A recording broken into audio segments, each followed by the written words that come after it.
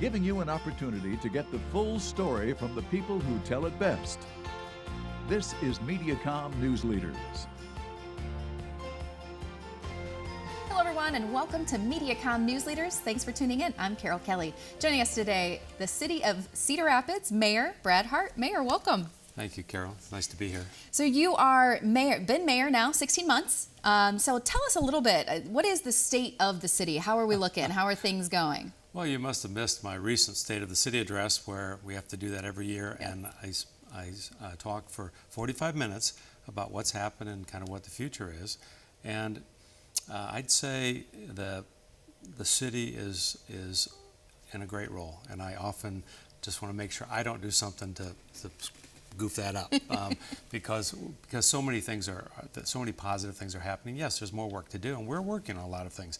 But our city team, Jeff Pomerantz, our city manager, has developed such a really strong team, and they just try to figure out how to get things done. And our council is strong, and so we're in a really good spot right now. You've got a lot of balls up in the air, if you will, and one of those has got to be the recent flooding that we've been seeing. So, of course, we've got questions about where are we at in that flood protection path? Well, luckily, I mean, the good news is we've had a lot of practice at defending the city when the water gets high, and the bad news is we've had a lot of practice at doing that because it costs money every time, and it's scary for all of us every time it rains hard for a few days.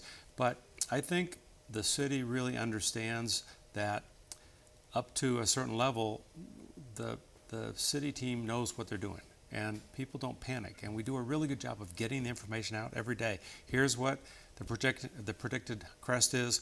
Here's what we're going to do next. And so I think that's worked well for these last few, even the scares we had last year. But the flood protection system is, the Army Corps is ready to start on the east side. The federal money that they spend is only for the east side. The city and the state money will handle the west side and some of the east side too.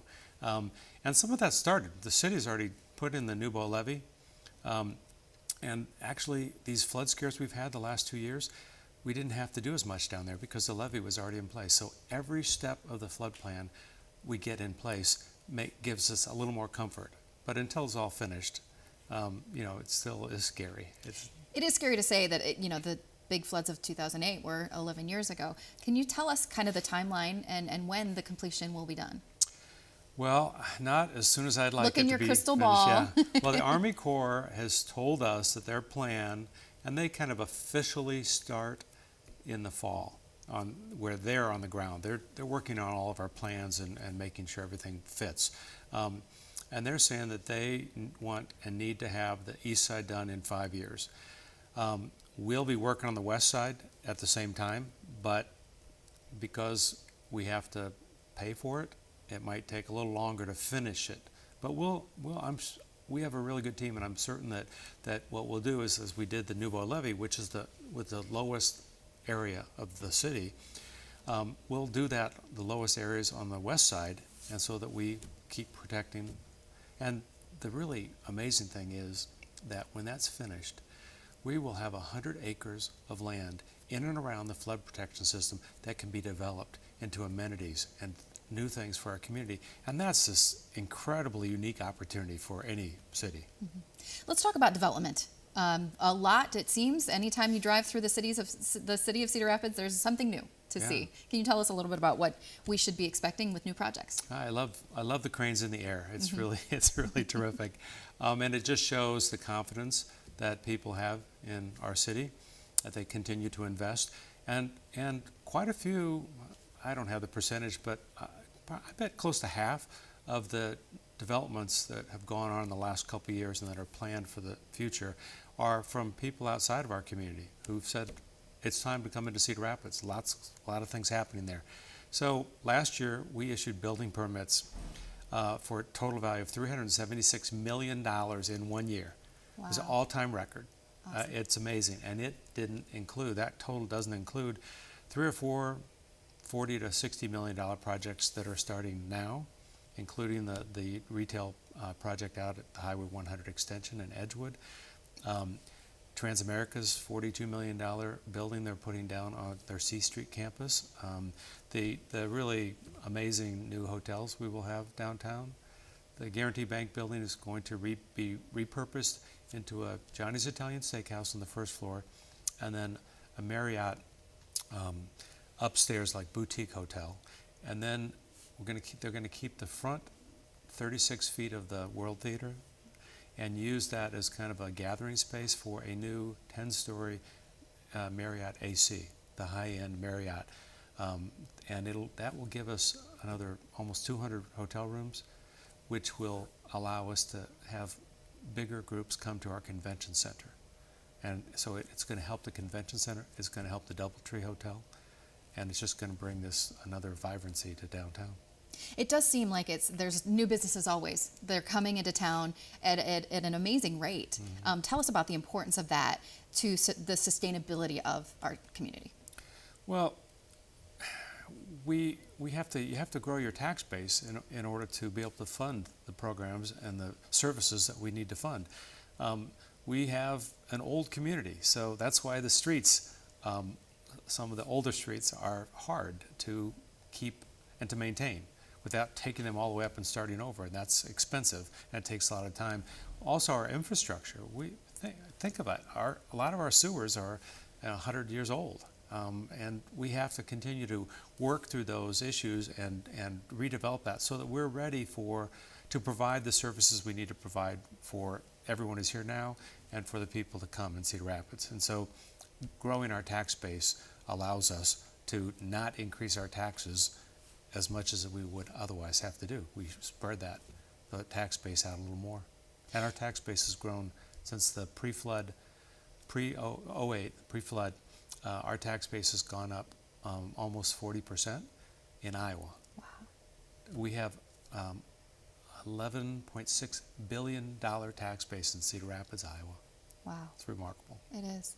We've got some exciting news coming up in May. You're going to be, once again, Bike to Work Week in May, mid-May, and you're now kicking off a bike share program. Tell us about that. Yeah, this is going to be terrific. We tried to do it last year, and it was kind of too expensive, and the whole industry has changed, and now it really doesn't cost the city anything. The supplier will provide all of the equipment. So there will be 35 or 40 stands or stations spread out throughout the whole community, and there'll be bicycles, including e-bikes, and a few scooters we're going to test out that people can get on their phone app and go and borrow. And we'll be the first city, I was just told this the other day, the first city in the nation to include some fat tire bikes as part of our bike share program. And I'm guessing those will be stationed over by Mount Trashmore, so people can ride up and down on their mountain bike or on their fat tire bike. This could be cool. There's a lot of development also happening. You said Connect CR. Can we talk a little bit about what they're working on right now? Yeah, Connect CR is, I think we'll be making an announcement soon.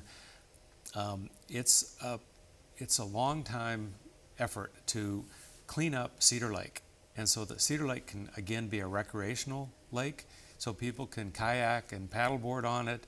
And then the trails will connect all the way through downtown, along the river, all the way down to Newbo. And just south of Newbo, there will be a new pedestrian bike bridge that'll go across the river and end up at the base of Mount Trashmore. I think it's called the Smokestack Bridge. And it's a $17 or $20 million project, and I think they've raised way more than half of that already. It's a public-private effort. But it's bringing people, it will bring visitors. It'll give us all something else to do, something that's really fun and cool, but it'll also bring more visitors into our community to spend money. There's been a very high increase in biking traffic, it feels like, especially in the downtown Cedar Rapids space. More bars, more restaurants, all of those things are really just popping up. Can you talk about just the impact of that in our community? Well, part of that is because before the flood, we didn't have any downtown housing.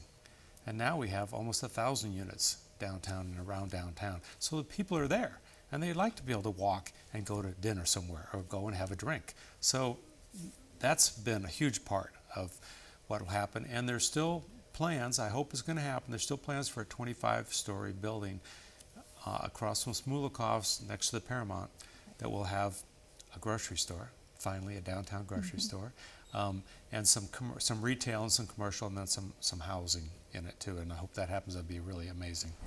We have to talk about, as we're on the topic of bikes, can we talk a little bit about just in general spring, summer safety? Lots more people getting out. That was a hard Iowa winter, but just to be safe on the roads. Yes, it's springtime. So I ask drivers, watch for bicyclists, watch for motorcyclists, bicycles, motorcyclists, watch for cars and for each other, and please wear your helmets. But I do go to work early every morning, and as the weather's gotten warmer, people are out jogging and walking their pets, and some even on bikes. And I'm just asking you to wear some kind of reflective coloring. I see people in all black, and I don't see them until it would almost be too late if I wasn't far enough over. So people be safe, watch out for other people, and if you're going to be out in the dark, out on the streets in particular, if you're running in the streets, wear some kind of light color so people see you and you're safe too. Let's talk about construction. Obviously, it's actually moving the farmers market in downtown Cedar Rapids around a little bit this year. So let's talk and I guess educate. What are we working on downtown? Well, Third Avenue is the last stretch there. We can get on the website. You can get on the city's website and it tells you exactly what projects are next and what projects are in the queue. And I don't have all those specifics, but eventually, when people talk about what in the world are you doing and why are you changing these from one way to two way, I tell people there's some method to the madness. While there are changes going on, it's hard. There were times when I would drive downtown and think, can I turn left here or not? Because I could last week, but I'm not sure I can. But there are fewer and fewer of those. But the idea is to make the downtown and the near downtown area more pedestrian and bike friendly. And also, visitors would come to our community and they didn't know how to get to a certain place because everything was a one-way street and they couldn't find their way around. And also just to slow, and so making it more bike and pedestrian friendly, it slows people down when it's a two-way street. And it's the right thing to do, and people will get used to it. Change is hard, but it is the right thing to do. It seems it's always in the news. Every few weeks, people are talking about roads and potholes, especially this time of year. Where's the biggest pothole in Cedar Rapids and how can we fill it in? Can you talk a little bit about paving progress, where we're at in that process? Oh, well, we're in our 5th year of paving progress. That's the extra penny, the penny sales tax that's all used for our streets. It has allowed Cedar Rapids, in the almost 5 years now, we've spent about $90 million to work on our roads, whereas in the last almost 5 years, whereas the previous 10 years, we only spent $50 million. Wow. We the infrastructure costs are so great.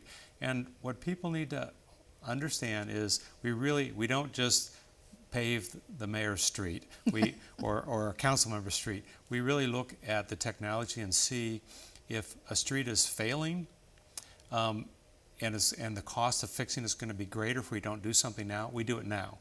Or if there's a little bit of work that could be done to resurface the street so it doesn't fail, we do that now. So some people say, well, that street looks fine. They don't understand that something's happening underneath it. And we have this infrared camera that can tell us that. So there's a lot of thought goes into it. And they'll see a lot more work done in residential streets in the next few years because most of the arterial ones the big ones have been done. How does the community let you know feedback and give you praise, hopefully at some point?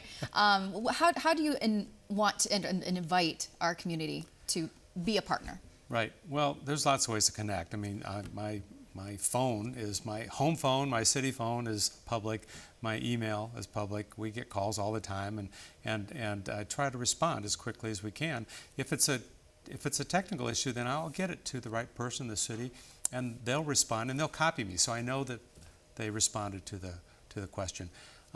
It goes in stretches, but generally it's been very positive, and I think we're in a great place, and I think most of the people in the city feel good about where we are. Well, we do appreciate your time as always, and good luck with everything in the future.